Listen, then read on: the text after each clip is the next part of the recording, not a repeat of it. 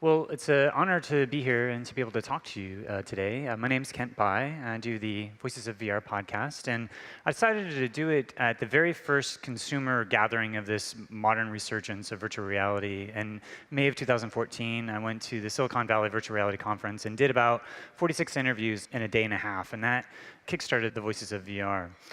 Today I'm going to be talking a bit about some different mental models that I have and experiential design frameworks, talking about presence and different qualities of presence, from active presence to mental and social presence, embodied presence and emotional presence.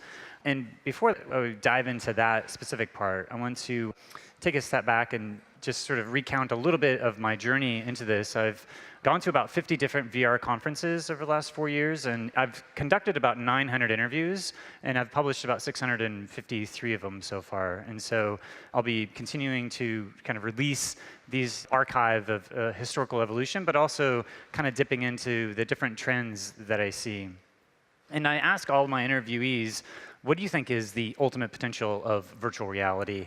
And it's kind of an impossible question just because there's no one answer, but what I've found is from all the different answers, there's these different themes that come up in terms of domains of human experience. Like the ultimate potential of VR has to do with human experience. And for that matter, all human technology has to do with what it means to be human. So whether it's entertainment or medicine or career or education, expression of identity, how we exchange goods and see value. If we're isolated, how do we use virtual reality technologies to be able to keep us connected, connecting to our friends, dealing with grief, going on dates with our partners, and connecting to our home and family and our heritage. So as I've done over 900 interviews, these are the different domains that seem to emerge. So I'd say that we're going from the information age to the experiential age. And so what does that mean? So if we go back into the 1454 when the printing press came out, at that point, you're able to do mass production of books, which are able to capture information and knowledge in a new way. And the computer is kind of the equivalent of our printing press of our era, and it captures human experience. And human experience is that you're able to interact and participate and receive, and it's not just a thing that you're just passively consuming, it's something that you're actively participating in. So some of the major technologies that kind of symbolically representing that are video games and the internet and our cell phones to be able to connect to other people, as well as the embodied technologies of virtual and augmented reality. So I think one of the challenges of virtual reality is in order to make VR, you have to have some map of reality and a map of human consciousness in order to do it. And so a lot of my focus lately on the podcast has been trying to come up with these maps and models, but also experiential design frameworks to give to other creators so that you can boil down the essence of reality in a way that you can give it to somebody. And it's challenging because reality is multidimensional, it's very complex, and I want to just emphasize that any map or model that we have of reality is not the territory. It's just some sort of description that helps the complexity of reality like reduce it down to a 2D plane so we can actually wrap our mind around it and do something useful with it. So there's many different models and frameworks that I use to kind of like piece together. If you look at Gödel's incompleteness theory, or even all the domains of math, there's many different branches of math, and each of those branches of math to some extent describe one section of reality. So I have to use many different models, and I'll go through some of the ones that I find the most compelling. But one of the things that I see within virtual reality is the best metaphor that I found is like a circle, because a circle is like a mandala. There's many different traditions that have reduced the circle to kind of represent the ecliptic of the sun, which then can get smashed down to then say this is north, east, south, and west. But this is like also a model of consciousness to a certain extent. There's a way that you can use these mandalas to be able to map the consciousness, but also map reality. The mandala in this circle is kind of the intersection for mapping the cosmos and mapping the psyche. So, going down to like the lowest level of particle physics, now that the Higgs boson has been discovered, I've seen some people start to lay out all the different particles of base reality as part of this mandala. So this is kind of like all of the building blocks of reality at the smallest level. And To a certain extent, the best descriptions of reality are mathematics. However, unless you're trained in that symbolic system, a lot of these mathematical equations are not intuitive and they're beyond most people's grasp. And so what we end up doing is translating something like these math equations into metaphors and analogies. And this is something that George Lakoff and other people who've been studying embodied cognition, going all the way back to Kant, saying that in order for you to really understand it, you have to have some sort of primary metaphor, and you use like analogical reasoning to use that metaphor to be able to extrapolate it out into reality. There's always going to be differences between the analogy and the metaphor and reality, but this particle wave duality, I think, is, to me, the most mysterious metaphor for the nature of reality that we've found. It's the complementary nature of the wave-particle duality, where things are superimposed on top of each other, and they're happening at the same time, but you can only observe one or the other, depending on how you observe it. So it sort of speaks to like this wave of potential, and I think of it as once a decision is made, then it sort of collapses that wave function into that reality. So you're dealing with a wave of potential and the concrete reality. So that's a metaphor that I'll sort of be coming back to a little bit later. But there's a book by Pine and Gilmore called Welcome to the Experience Economy. And they say that we're moving from delivering intangible and customized services on demand to staging memorable and personal experiences that are revealed over a period of time. So that may seem intuitive, like an experience is something that happens over time. But what is time? The more you dig down into the nature of time, I think the more kind of mysterious it gets. So, what is time? Well, Einstein would say time is an illusion, because if you look at the equation for general relativity, there's no time variable in there. Time is kind of embedded within the space-time metric of space and time. So you can't have time without space, and you can't have space without time. So to some extent, virtual reality technologies is allowing us to have a new experience with time, because it's changing how we experience space. So when you go into a virtual reality experience, you kind of slip into another experience of time. So I think that's important, because I think people are starting to play with that, and that tends to be some of the most compelling stuff that I've seen, playing with this sort of concept. And you can think of a metaphor as like loaves of bread, and that like you slice the loaves of bread, and we have the phenomenological experience of like the arrow of time going forward, but mathematically, that's already all happened. Like the past, present, and future are all contained within the structure of space-time, and I think that is the most sort of confusing thing. Like, how could all those things be happening at the same time? Well, one metaphor that we have is, in order to track the time, we see how the sun moves, how the moon moves, to get a sense of the day and the month, but also how the sun moves across the whole zodiac to get a sense of a year. So you have this sort of chordal spiral structure of these planets moving through time that actually gives us sort of this metaphor of time. So we mark time by watching the movement of the heavens. Now, the Greeks had two words for time. They had kairos time and chronos time. Most of us spend most of our time in chronos time. That's sort of the left brain, like, I got to be at work. We start today at 9:30. I got to be there. I have a scheduled meeting at 10:30. And it's very linear, rational, and it sort of puts you into a mindset of this straight arrow and seeing this stuff in the distant past and things are unfolding in the future. Well, kairos time is a little bit analogous to the nonlinear time. There's cycles and phases, and to some extent, it's that loaf of time that stuff has already happened in the future, stuff has already happened in the past, and so what are those moments that are going to connect you to those things that have already happened and things that are going in the future? But it's also this phenomenological experience of being on vacation and having no plans, and then just sort of like stumbling upon and making a decision where there's all these synchronicities where your internal state is matching the external state of the reality. And I think, again, virtual reality technologies are training people what's it mean to be in kairos time. Kairos time is when you get into a flow state where all your sense of time goes away and you take away all the Zeitgeibers and you're moving through space in a different way. So this difference between kairos time and chronos time, I think, is really important. When I do my interviews, I don't schedule anything, I don't plan anything. I sort of set an intention, and then from that intentionality, I see what sort of unfolds and emerges. And that's basically how I've done most of my interviews. And it's like being at Burning Man or on vacation. So I've found that the Chinese philosophy actually has embedded within it all these deep metaphors of time, from the yin and the yang, the receptive and the active. You look at the yin-yang symbol, and you can see that as you map the motion of the sun over the course of the day, it rises at 6 a.m., it's the peak. of at noon, and then it goes down. It sort of forms that yin-yang symbol of, this is, in some sense, if you were to take the ecliptic and sort of wrap it out and flatten it, this is what it's saying, because the sun is sort of going around in a circle here. But it's also, as it grows in energy, you have the peak of the yang energy, and then it sets, and then you go into the yin. And so you have this balance of lightness and darkness. Yang literally means like the light, and the yin is the shade. And so it's the difference between the solar energy of the day, where your energy is being projected outward, and the yin is like the moon that is receiving and reflecting that light. And it's more akin to those aspects of reality where you're going inward and actually like receiving things rather than sort of putting your energy outward. And over the course of the year, there's a balance of lightness and darkness. If you were to add up all the hours of lightness and darkness for any one given spot on the Earth, they come out to be equal. So that's sort of the deeper lesson of the yang and the yin, is that you have the summer solstice where you have the most sun, and the winter solstice you have the least amount of sun. And if you were to actually plot that out, again, you start to see the yin-yang symbol. This is just a radial plot of, as you go outward, you can see that on the winter solstice, there's the most amount of darkness. On the summer solstice, there's the most amount of light. And then in the equinoxes, you have like equal light and darkness.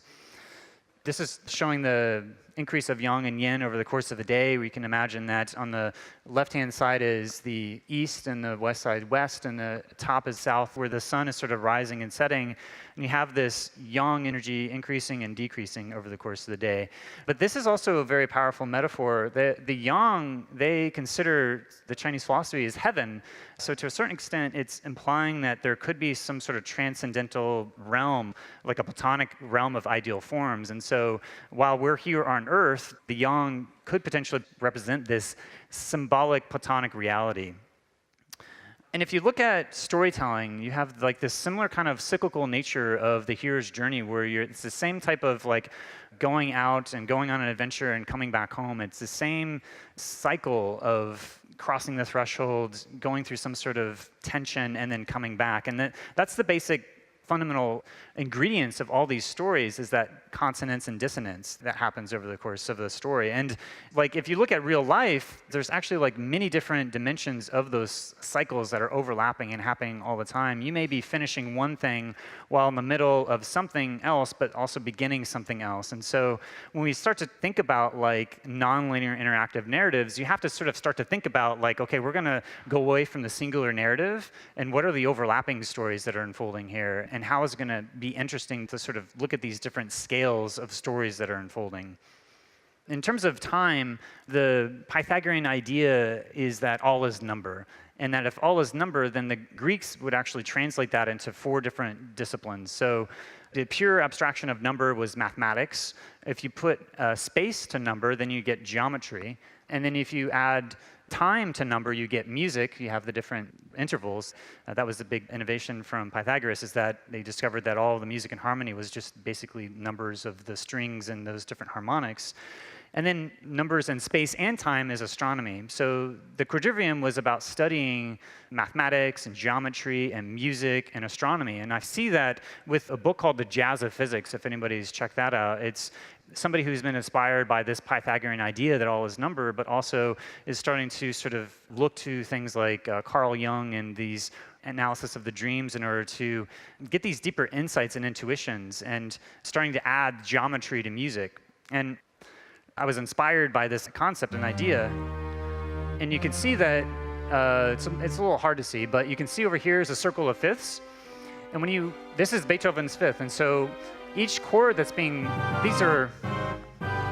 this is here like every note being played, this is the pitch, and this is the like the chord structure of that, and it's all the same thing, but you get a sense of time, different dimensions of time here.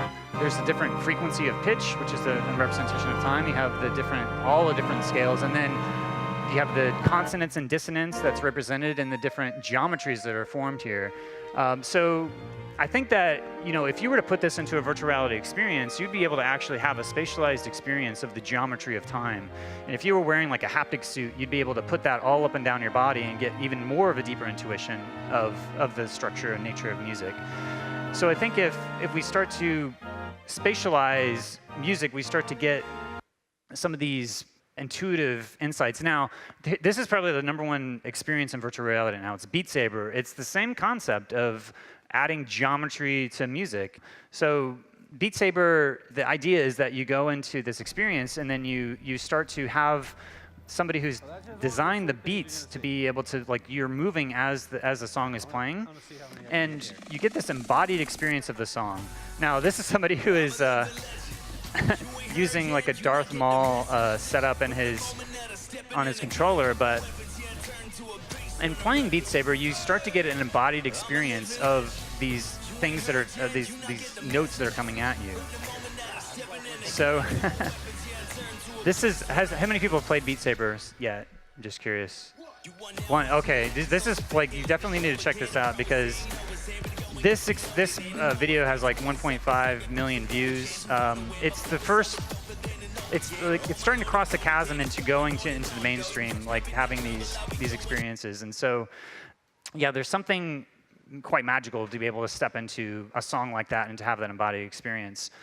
So the other thing that I found really interesting about the Chinese philosophy is it has embedded within it these natural polarity points. And polarities are the essence of story, they're the essence of music, going from consonance to dissonance, to resolving that into the harmony, and having all the dramatic tension and that getting resolved. And so it's the shady side, the sunny side, the moon, the sun, receptive, active, night, day, cold, hot, intuitive, logical, winter and summer. So as I move forward, I'm looking for more philosophies and approaches that are naturally embedding these polarity points, just to kind of help understand the nature of reality.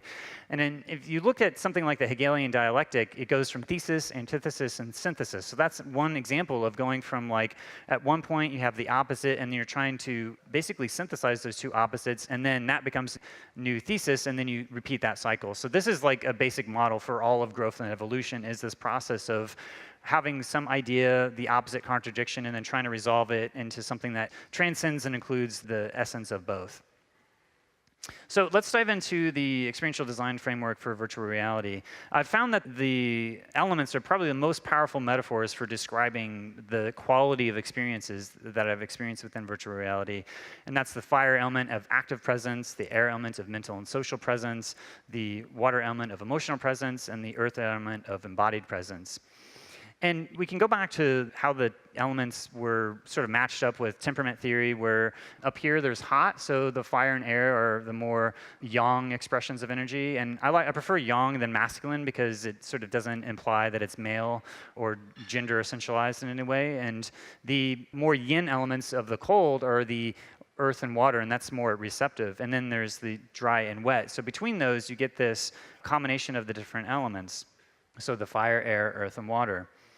So if you look at the communications mediums that sort of are a paradigmatic example of each of these elements, for the fire element, it's all about agency and expressing your will into the experience and taking action and pushing buttons. And so you have video games, and then for the air element's all about these abstractions of the mind, and so it's about communication and the internet and having access to all the information and knowledge in the world at your fingertips through the internet and your computer, but also being able to call your friends up and talk to them on the phone through this social dimension. And then the emotional presence is the films that encompass everything from visual storytelling to music and mood and color and ambiance, all these things that are invoking your emotions and your emotional engagement. And then finally, the virtual reality and augmented reality technologies are putting the earth element into technology for the first time. Our bodies are now into the experience. We're hacking all of our sensory motor contingencies, and we are feeling like we're actually there into the experience. So the fire element, expression of will, you're exploring the air element of the mental abstractions, and you believe of whatever is happening.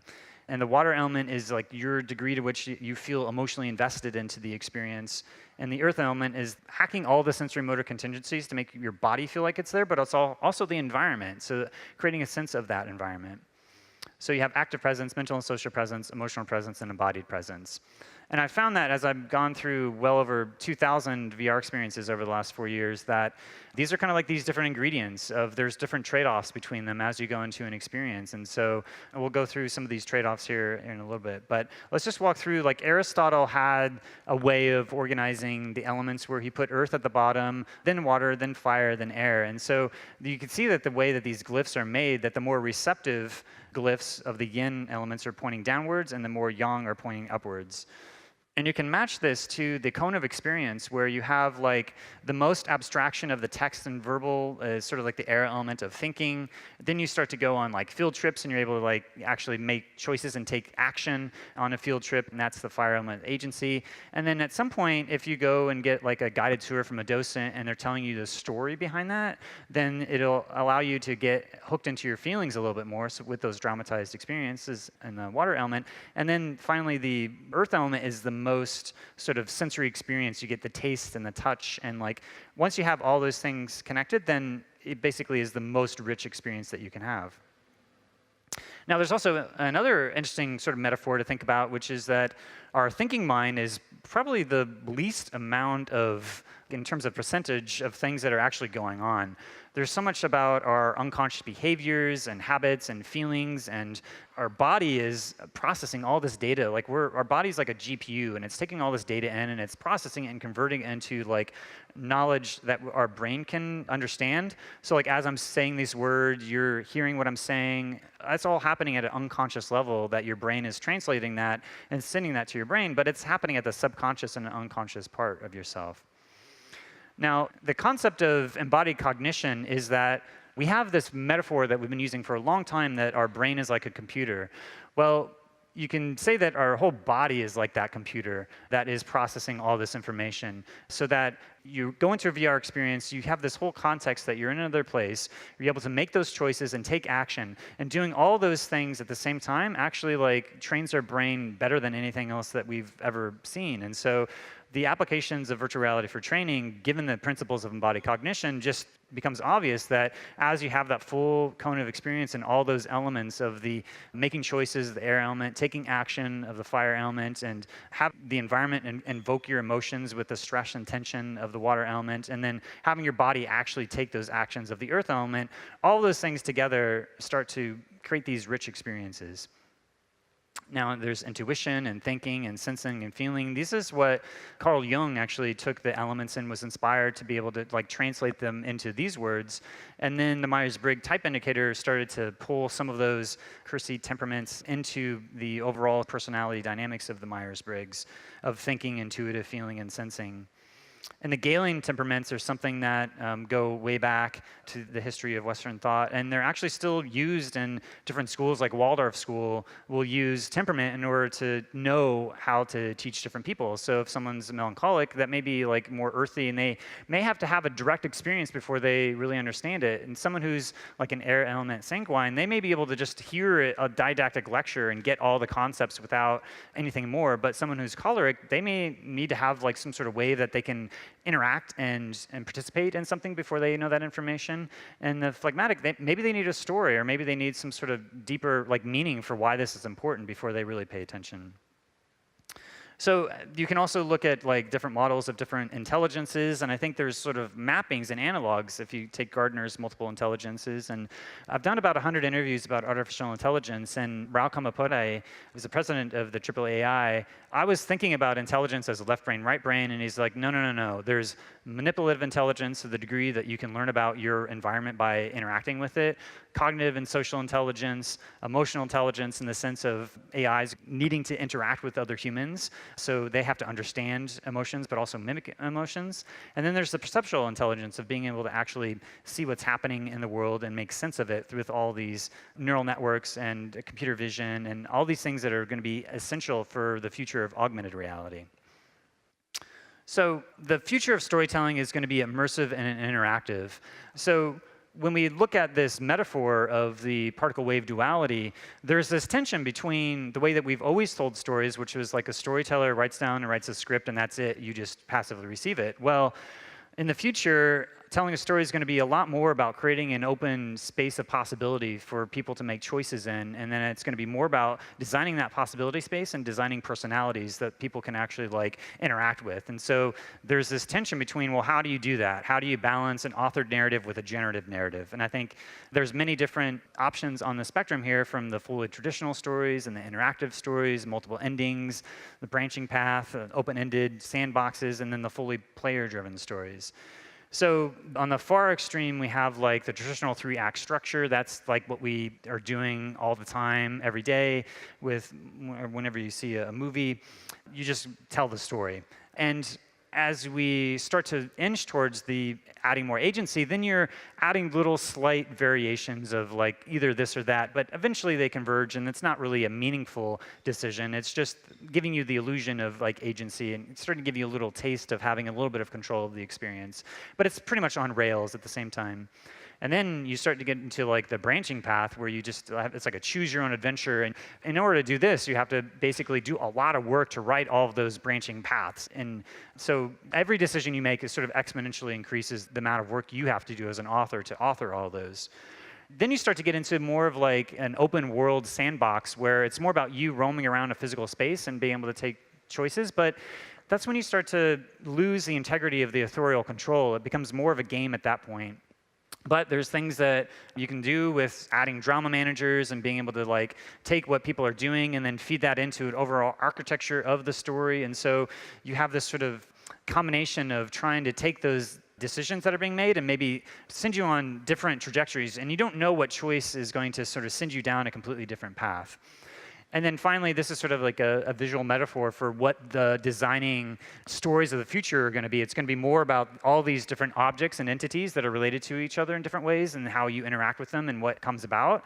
And that sort of open probability space is going to be that generative story. And so the challenge is, how do you do that? And it's going to be, I think, much more important about designing artificial intelligence and personalities. So those personalities and characters that you're interacting with. All right, so the more that I've talked to people about virtual reality, the more this question comes up, like, what is reality? You're going into a virtual reality experience, you're having all of your sensory motor contingencies hacked, and you have an experience that feels just as real as anything else that you've experienced. So what is real? What is reality? David Chalmers has looked at this. He's a philosopher, and he's looking at these different questions, like, are virtual objects real or fictional? Do these virtual events really happen or not? Are virtual experiences non-illusionary or illusionary? And are experiences in VR as valuable or not as valuable as experiences outside of it?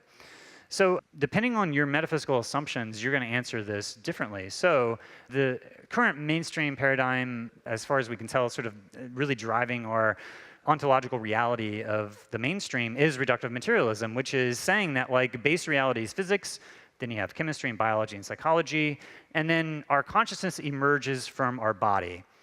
Well, if that's true, and I'd say that these are open questions, like the biggest open question is, what is consciousness and where is it at? It could be at some point we have enough like visual fidelity to be able to put neural laces into our brains and to be able to like find the hidden traces of consciousness. But until we do that, we haven't really found like the causal links for what consciousness is and where it comes from. So if this is the model, then the sort of natural conclusion is that virtual objects are fictional, virtual events don't happen, these experiences are illusionary, and experiences in VR are not as valuable as experiences outside of it. I think that what we see in the virtual reality community today is that there's people who believe this, and they're going in there and just trolling people and treating them like crap, and people are feeling this experience of harassment, and we have this at many dimensions of whether it's on Twitter or anywhere online, this kind of trolling behavior where people lose their empathy that on the other side of it's a human being because it's mediated through this technology. Then that sort of begs the question, like, can you get trolled or can you get sexually harassed? I mean, I personally think you do. So it's to some extent, like, there's got to be some other model that we have to think about, like, what is reality? If we're only saying that something that is objectively real is real, then virtual events don't fit that definition. And so you have this Chalmers irrealism here. So there's other things that I've looked to in terms of like Eastern philosophies that say that, well, consciousness is like this fundamental field that actually is before physics. Like there's a field of consciousness or intention that before things manifest in physical reality, there's a layer of a general awareness and being at this primary level. And if you have some of these other Eastern philosophies or transcendental idealism or Hermetic philosophies, then these virtual objects are real, they really do happen, these experiences are non-illusionary, and they're just as valuable as any experience outside of it.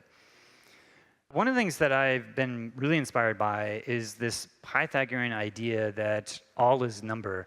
And this book by Max Tegmark goes into our mathematical universe. Now, Tegmark happens to be a little bit more of a naturalist, and he believes that consciousness is emergent. I disagree with that, but the main differentiating factor is the quantum measurement problem.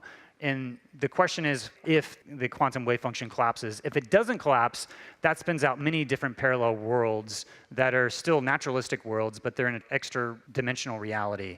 Like, they would rather believe that that happens in these naturalistic worlds that are in parallel than to believe that there's some sort of transcendental consciousness that is somehow interfacing with our reality and then sort of collapsing that wave function.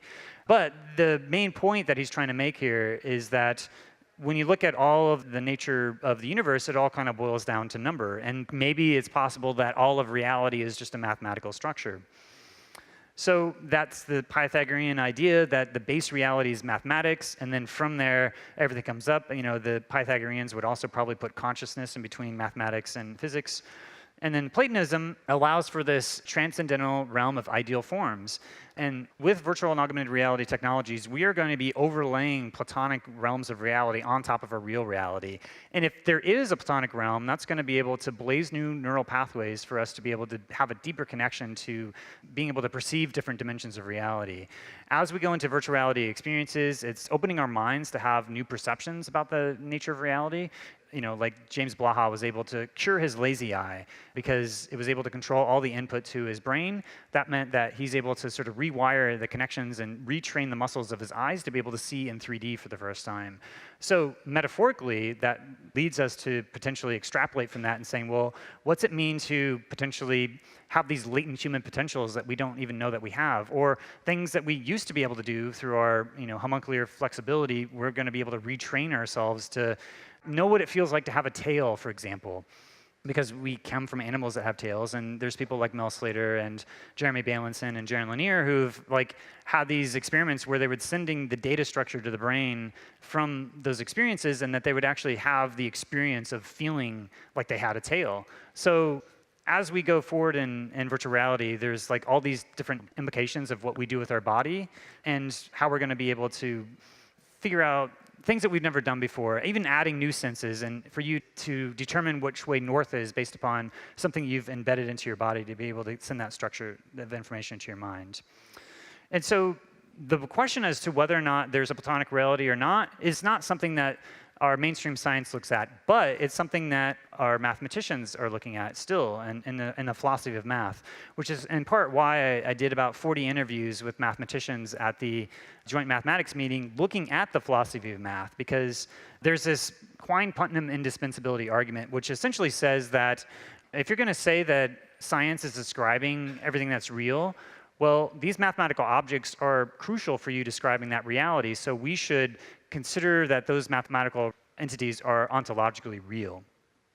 So the opposite is that they're just semantic descriptions of reality, that they're not ontologically really real beyond that, and that the naturalistic, disenchanted view that space and time is all that we have, and there's nothing transcendental, consciousness is emergent. So I think these two different debates are being played out in the math world, and that eventually what I see is that there's going to be the philosophy of mind matched up with the philosophy of science, matched up with the philosophy of math. And perhaps some of these spiritual and esoteric and healing traditions, meditation and healing and the mind-body connection, that's probably the area where consciousness has the most empirical impact. But right now, those branches of philosophy are separate. And I think with virtual reality, we're going to be seeing a fusion of all these, that we're going to start to have deeper insights about what the nature of reality is, but also what the nature of consciousness is.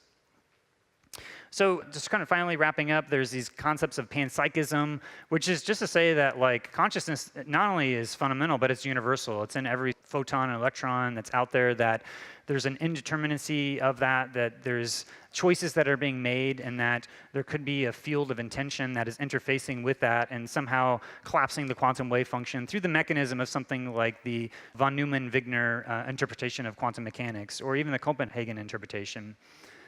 So what is conscious? I think that this animistic primal worldview that the entire world was conscious and that we live in the anima mundi and that we are interfacing with it in some ways, that we live in an active participatory universe where our consciousness is actually potentially collapsing that wave function, is implying that we live in a participatory universe, in a conscious universe, rather than something that's inert. So this is sort of our modern disenchanted worldview. And I suspect that with some of these open questions, there's a split as to whether or not a lot of our ecological crises that we're facing, if we're able to find a deeper connection to our relationship to the earth and each other, that we're going to stop having this mental model that the myth of the individual, but really seeing like the myth of how we're interdependent and interconnected to each other in different ways. So these are the major sort of options of where is consciousness. It's either emergent, it could be fundamental, or it could be universal. And I think that in terms of virtual reality as a medium, we're going to be able to find different ways to sort of exploring these different possibilities. So just to kind of wrap things up, I think that different frameworks to think about VR. There's the context of the experience, and one of the things that's happening in VR is that we're eliminating the need to have these contexts connected to physical reality. You're able to go into a virtual reality experience at home, and then now all of a sudden you're at work, or now all of a sudden you're hanging out with friends, or now all of a sudden you're in an entertainment experience. So these domains of human experience used to be very tightly coupled to our environment. Now they're not. Now you can go into VR and you can go anywhere and do anything within that context. There's also the qualities of experience with the active presence, mental and social presence, emotional presence, and embodied presence. These are the different like spices and herbs that you add to an experience to like really hone like what the flavor of an experience is. And then as individuals, we have different temperaments that we are going through and experience. So we have a temperamental balance for what we like to do, what type of ways that we like to express our energy. But that also unfolds over time. And so there's different ways of like, we may want to do this today, but we may want to do something tomorrow. So there's like these different rhythms and cycles that each of us as individuals have. And this model of consciousness from more of the Eastern approach of the koshas, you start with the body and the outside, and as you go deeper and deeper and deeper, the consciousness is sort of like turned inward, and the Hermetic philosophy sort of does the more geocentric approach, and then it goes from the elements on out to the different mineral, vegetable, animal kingdoms, and then all the planets, and then from there, that's sort of representing of sort of all of our unconscious after that. So these are sort of the two different ways you could think about that. Going back to that circle and mandala of being able to map both the sort of cosmos and the psyche on top of each other. So that's all that I have for today, and I guess I just wanted to thank you for joining me today. So thank you.